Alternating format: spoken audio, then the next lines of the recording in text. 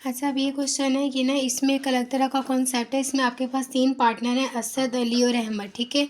और आपके पास प्रॉफ़िट हुआ है पूरा 24,000 का। अब आपने इस प्रॉफ़िट को इन 3 पार्टनर्स में डिवाइड करना है, ठीक है? लेकिन आपने इन 3 पार्टनर्स में इस तरीके से डिवाइड करना है कि उन्होंने उनका बता दिया कि किसने कितना कंट्रीब्यूशन डाला था। अब इस तरह का जब क्वेश्चन आ जाता है ना, इसको कहते हैं रेशो, ठीक है?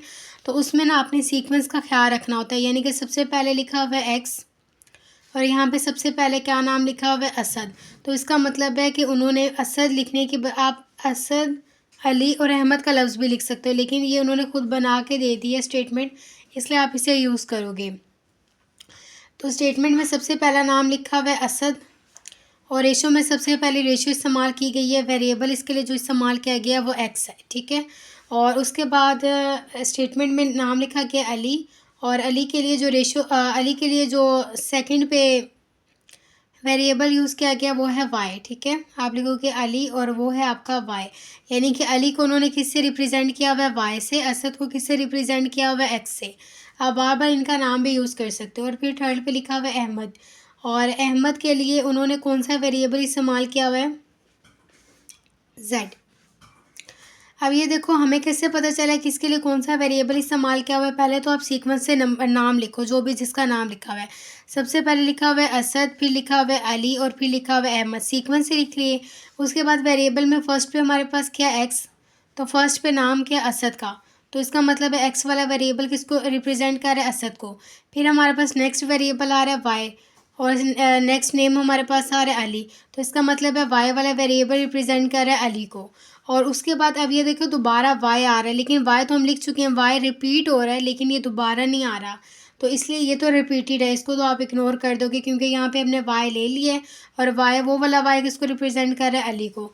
तो इसके बाद है तीसरा वेरिएबल और वेरिएबल है हमारे पास जेड।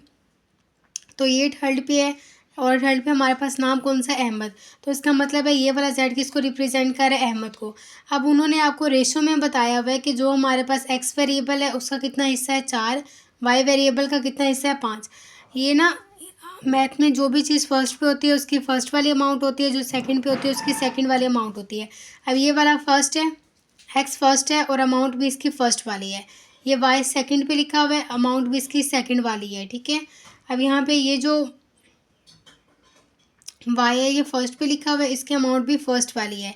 और ये जो जेड सेकंड पे लिखा हुआ है इसकी अमाउंट भी सेकंड वाली है। अब हमने इसको सॉल्व कैसे करना होता है, रेशो वाले पैटर्न से, ठीक है? सबसे पहले आपने वेरिएबल लिखने होते हैं, हमारे पास कौन से वेरिएबल है और उनका सीक्वेंस आपने ध्यान रखना होता है। सबसे पहले हमारे पास वेरिएबल में एक्स है, फिर वाई है, फिर जेड है।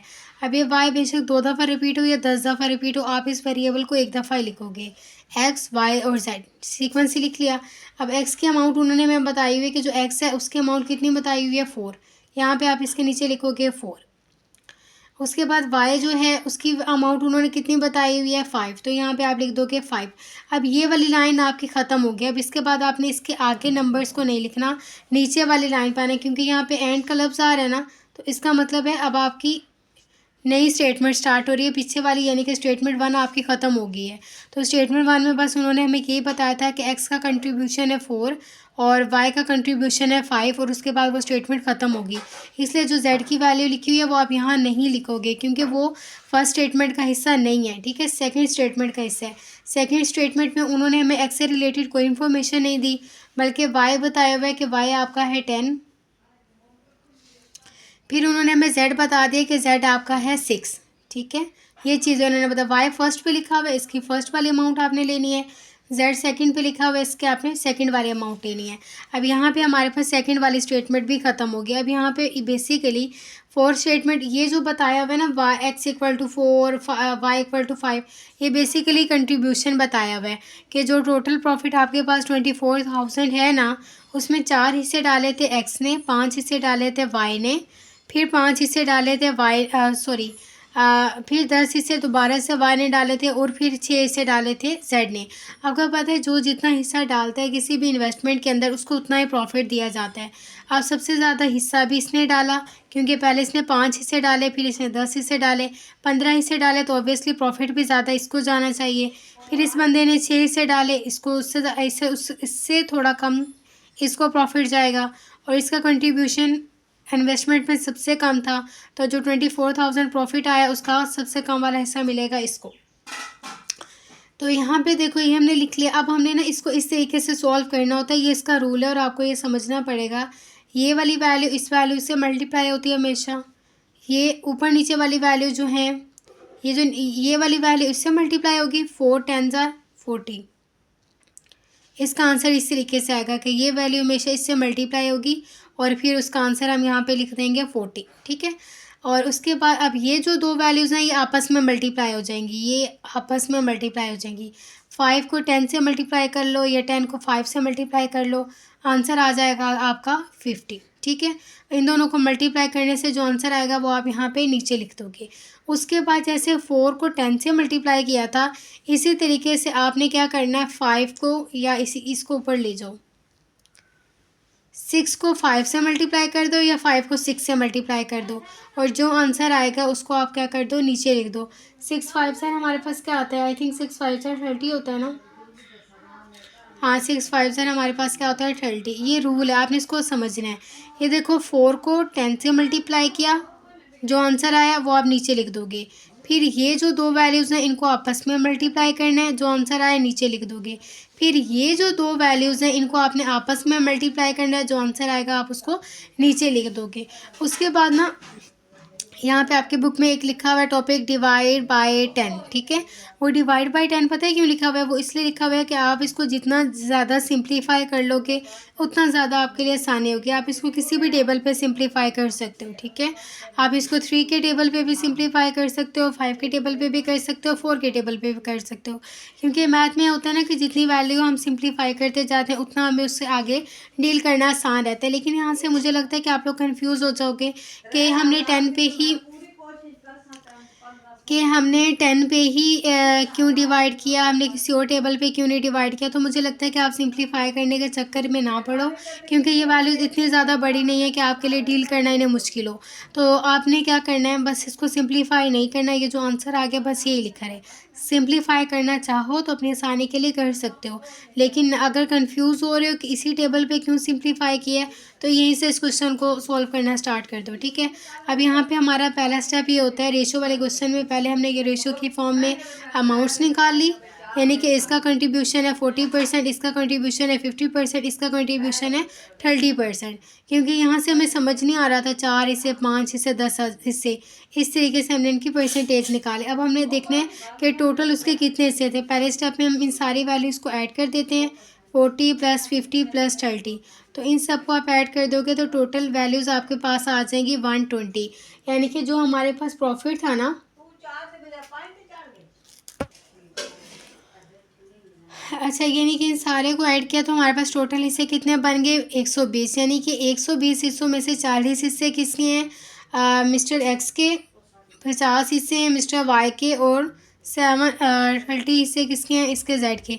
अब आपने, हमें ये तो पता चल गया किसका कितना हिस्सा है, लेकिन अब हमने उसके अमाउंट्स को फाइंड करना है। सबसे पहले एक्स की अमाउंट आप निकालो कि एक्स की अमाउंट, ये फार्मूला यहाँ पे यूज़ होता है जब भी किसी स्पेसिफिक बंदे के लिए आप कोई भी अमाउंट निकालना चाहो ना, तो उसका फार्मूला ये यूज़ होता है obtain value divided by total value multiply by 100, ठीक है। तो यहाँ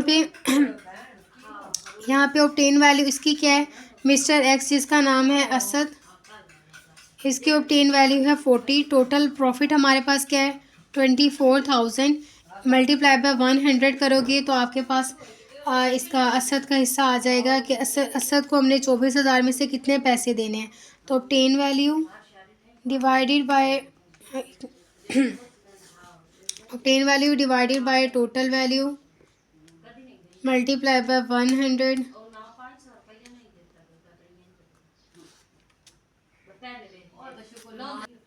अच्छा ये हमने क्योंकि अमाउंट बतानी है ना, तो हम इसको परसेंटेज में तो कन्वर्ट नहीं करेंगे, हमने इसको अमाउंट बतानी है और यहाँ पे हम लिखेंगे टोटल अमाउंट, ठीक है। Total amount obtain value divided by, यहाँ पे आप लिखोगे obtain ratio divided by total ratio multiply by total value, ठीक है, या टोटल अमाउंट। तो यहाँ पे ऑब्टेन रेशो है इसकी 40, टोटल रेशो है 120, यहाँ पे आप लिखोगे 120 multiply by total value. Total value है हमारे पास 24,000। Obtain value obtain ratio divided by total ratio multiply by total value. तो अब आप इसको सिंप्लीफाई करोगे तो आपका आंसर ठीक आएगा। तो मैंने इसको पहले परसेंटेज में कर दिया था। Obtain divided by total